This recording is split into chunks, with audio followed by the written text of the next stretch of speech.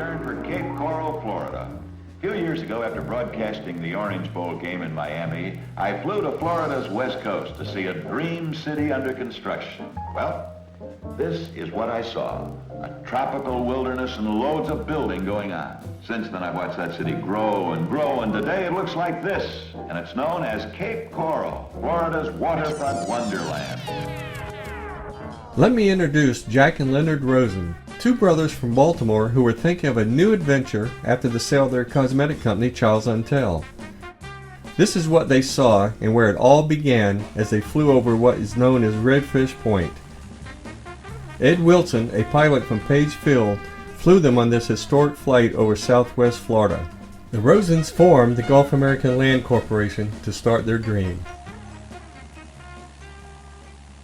Del Prado Parkway shows you the entire property of Cape Coral and gives you an idea of the vastness of this tremendous development.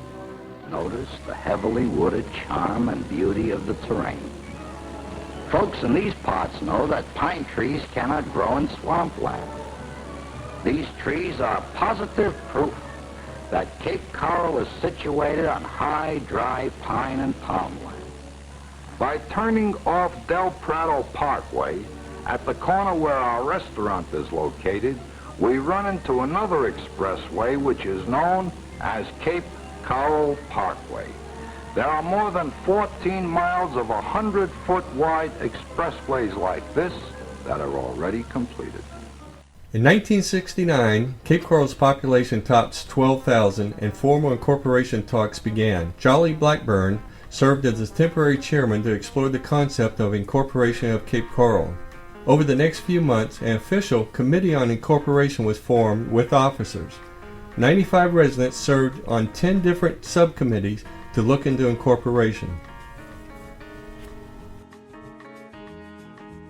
February 1970, a formal bill requesting incorporation was presented to legislative delegates. In June, the bill was introduced to the House and Senate, where it was passed. July, Lee County approves the vote for incorporation, and the citizens of Cape Coral voted 2,067 in favor, 1,798 opposed the incorporation.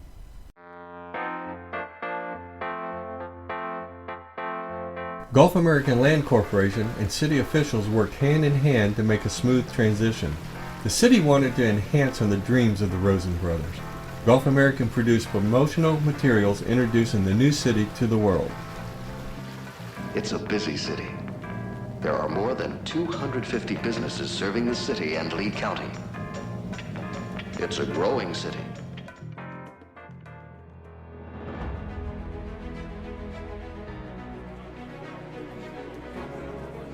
September 1970, 10 candidates qualify for council seats. October, 40 applicants seek the city manager's position. November, elections are held and the first council is sworn in as the population of Cape Coral tops 15,500. We want this to be a city where everyone who lives here can be really proud to call it their home city.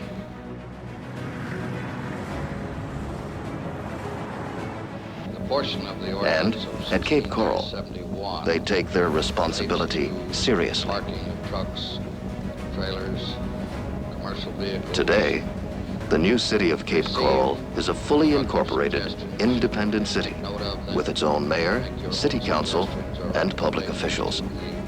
A city manager to keep the day-to-day administration of this new city operating in full gear.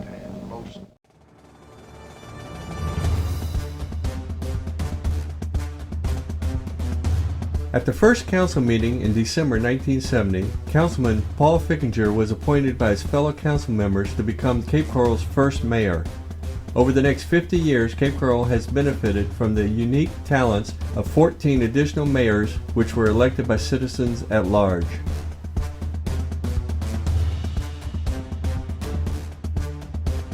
The City Council's responsibilities do not include the day-to-day operation of the city. They are to guide the city by enacting ordinances and resolutions. They also adopt a budget, comprehensive plan, and land use regulations. The council appoints the city manager, city auditor, city attorney, as well as members to all boards and commissions. The first two city halls were located on Del Prado Boulevard, with council meetings being held at the Fire Station 1 on Chester Street. In 1975, the third city hall was in full operation on Nicholas Parkway. 25 years later, our current city hall was built on Cultural Park Boulevard. The city manager is the top city employee overseeing the day-to-day operations of the city. Some major accomplishments are development of the Community Redevelopment Agency, the dual water system, Geo Bond, Midpoint Bridge, and charter schools.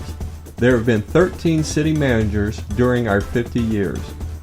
The first attorney hired by the city, Morton Goldberg, resigns a few days later. Clyde Killer, the next city attorney, was hired in 1971. Today, the city attorney's office consists of 12 full-time employees. The city clerk's office serves as a resource to our community. They are responsible for maintaining all official documents, recordings of meetings, and public notices. They handle over 7,500 pieces of mail monthly. Being one of the fastest growing cities in the country certainly impacts our community development department. Besides doing comprehensive studies, they are responsible for overseeing building plans, issuing building permits, enforcing land use and zoning regulations, and long-range planning. Economic development encourages business growth by providing plentiful opportunities for professional office and mixed-use development. The Financial Services Department is responsible for development and implementation of the comprehensive financial management system. Some of their responsibilities include seeking bids, purchasing, Treasury Department management, and budgets. In 2003, the City Auditor's Office was created. Prior years, the auditor reported to the city manager and council. In 1971, the city took over the fire district and began expanding the department. In 1981, due to the city's tremendous growth, Fire Chief Hunt established fire impact fees to lessen the financial burden. Stations 3, 4, 5, and 6 were built over the next 10 years. Fire Department brings CERT to Southwest Florida. This was not the aftermath of a real tornado, part of an emergency training course called CERT. C-E-R-T. Tonight's exercise capped off a 7-week training course for 24 students of the CERT, the Community Emergency Response Team. The course is designed to teach people how to help others in the case of a major disaster. Presently, the city has 11 fire stations. Human Resources is involved and assists all departments with their employees. This includes but not limited to hiring, payroll, benefits, and discipline. From just a handful of employees in 1970, the city now employs over 1,475. The mission of the ITS department is to deliver innovative solutions and increase efficiency and effectiveness of city government and to provide a value-added technology service to its residents and businesses. Parks and Recreation delivers a wide range of recreation for all ages. There are approximately 40 parks located in Cape Coral, which include neighborhood, athletic, recreational centers, attractions, and boat ramps.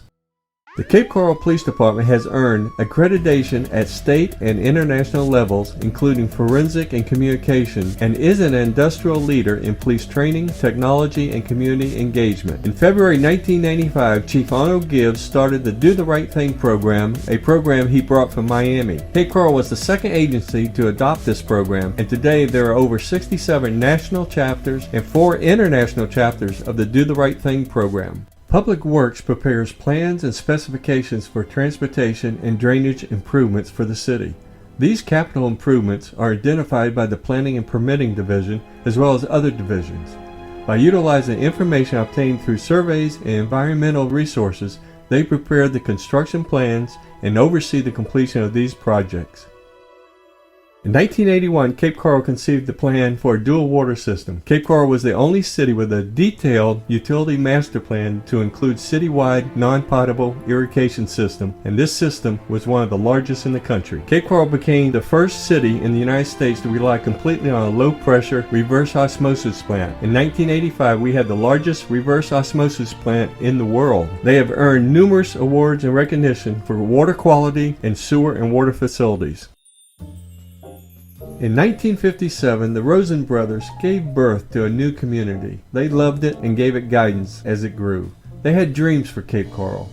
When the city grew into a corporation, the Rosens could only watch as the city went off on its own. They would be so proud of how our mayors, council, city employees, and citizens have maintained and enhanced their dreams. One of the early decisions the council had to make was what to do with a man who was different and did not fit in with our city rules. After petitions from citizens, the council chose to make this man an honorary citizen. From the beginning, this man who has said very little over time, but has stood tall and has seen it all, today he speaks his feelings. Job well done.